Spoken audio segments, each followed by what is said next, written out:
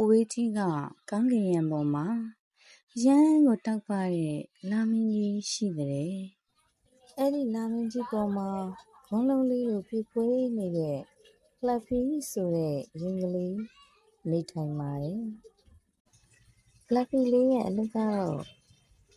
ညာတိုင်းလာမင်းကြီးကိုရွှေရောင်တောက်ပနေအောင်ပုတ်တိုက်ပေးရတာပေါ့။ဒါပေမဲ့တညမှာတော့ထူးဆန်းတာတစ်ခုဖြစ်သွားတယ်။လာမင်းကြီးရဲ့ဘေးနားမှာအမြဲတောက်ပနေကြအပြာရောင်ကျဲစုလေးကတော့ချင်းမလားပျောက်သွားပါတော့တယ်။ဖလက်ဖီကကြောက်တုတ်လန့်လန့်နဲ့ဟိုကြည့်ဒီကြည့်လုံနေတော့မှာပဲ။လာမင်းကြီးရဲ့အမှောင်ဘက်ချမ်းကနေဝူးဆိုတဲ့ထူးဆန်းတဲ့အတန်ကြီးထပ်ပေါ်လာပါတော့တယ်။အတန်ကြားရာကိုဖလက်ဖီကတက်တီမွေးပြီးသွားကြည့်လိုက်တော့အမောင်ထဲမှာ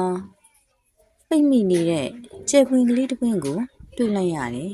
။အဲ့ဒီကျဲပွင့်လေးကသူ့ရဲ့အလင်းရောင်လေးပျောက်ဆုံးလို့ဝမ်းနေပြီးငိုနေတာပေါ့ကွယ်။ဖလက်ဖီလေးကကျဲပွင့်လေးကိုကူညီခြင်းပေမဲ့သူ့မှာအလင်းရောင်လေးကိုပြန်ဖြည့်ပေးဖို့ဘာပစ္စည်းမှမရှိဘူးဖြစ်နေတယ်။အဲ့ဒီအချိန်မှာပဲဖလက်ဖီကလာမင်းကြီးပေါ်ကမော်သဲပွင့်လေးတွေကိုသတိရသွားတယ်။ဖလက်ဖီကမော်သဲပွင့်လေးတွေကိုယူပြီးကျဲပွင့်လေးတွေပေါ်ဖြူလိုက်တဲ့အချိန်မှာ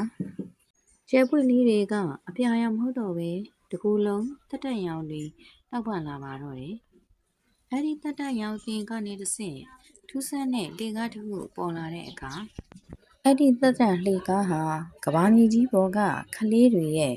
အိတ်ခမ်းပြတင်းပေါက်တွေအထိဆင်းသက်သွားတာပေါ့ကွယ်။ဖလက်ဖီနဲ့ကျဲပွင့်လေးဟာအဲ့ဒီလှေကားအတိုင်းဆင်းလာပြီ။အိပ်ပျော်နေတဲ့ခလေးတွေရဲ့ခေါင်းအုံးနားမှာ